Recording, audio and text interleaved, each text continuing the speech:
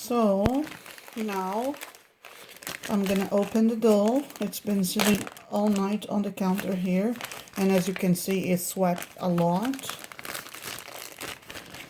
So just open it up and gently dry it with a paper towel to absorb all the extra moisture that was in there. And now we're ready to put it back in a clean Ziploc bag. Might need a little bit more on this side here. And that's ready to be colored, to be dyed. So let's put this one on it. And I would say this has to be, you have to put some colors on it. Even though it looks white, it doesn't really dry completely white. It dries a little bit transparent. So I'm gonna start with this piece here that I had already separated. And this one, I'm gonna put orange to make the little noses for the carrot. So I put the color on the top and just blend it in.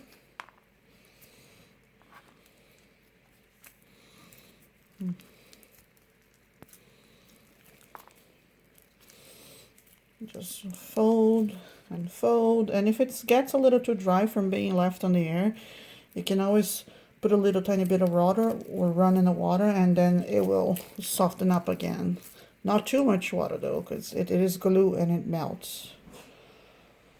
That's got a little bit of kitty fluff on this one. And again, you don't have to make it very dark, because when it dries, the color changes and it actually dries a lot darker than the color of when it's wet.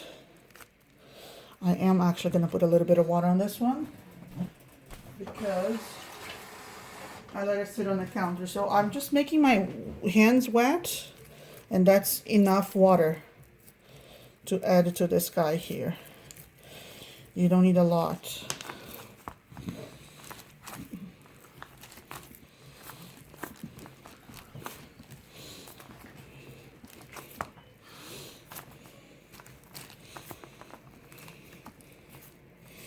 That actually looks very nice. Yeah, it does, doesn't it?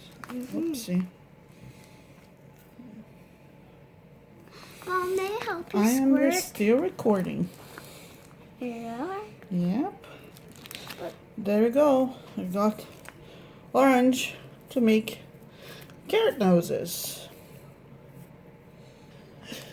And after it's done, I'm actually going to get another Ziploc bag, like one of those little sandwich bags. And I tend to put each color in a bag, unless I have just a tiny little bit and you actually have space to share. But usually I just put one color in each bag because you don't want them to mix. And when you put them in the bag, sometimes they soften up a little bit and they stick to each other. Make sure it's sealed because you don't want air in it. And we're gonna make another one. I'm gonna do some red, just more. Good, good, good, good, good. There you go. I need lots of red because everybody seems to always want the red hats. I prefer green, but don't put it in your mouth. And even when you are working with your clay, the more you knead your dough, the more you work it up, the better it is, and the last chance you're gonna have to have cracks on your clay.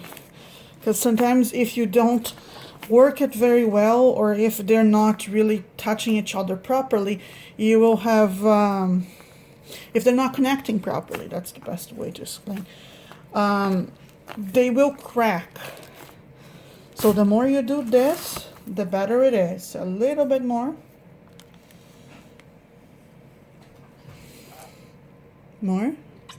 Good, good, good, good. This is a big lump, so I need more paint. You do. Usually there's a spot right there. Mm-hmm. Maybe it's from the paint that I squirted. And maybe I should have started with the white.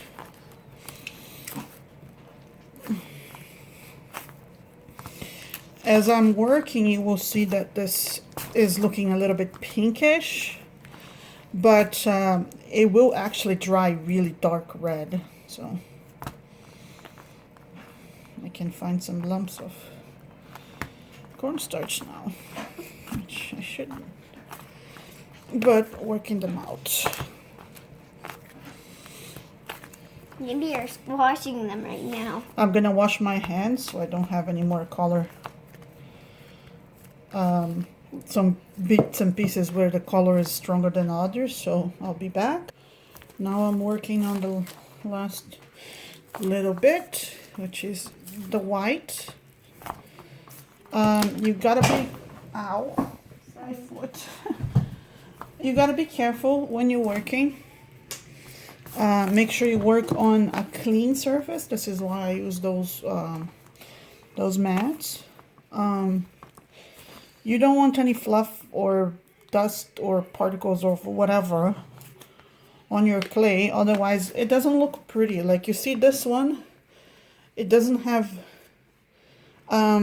absolutely anything on the white, just the white. So whatever crumbles, it catches on it, it will look, you will see it when you're working on it.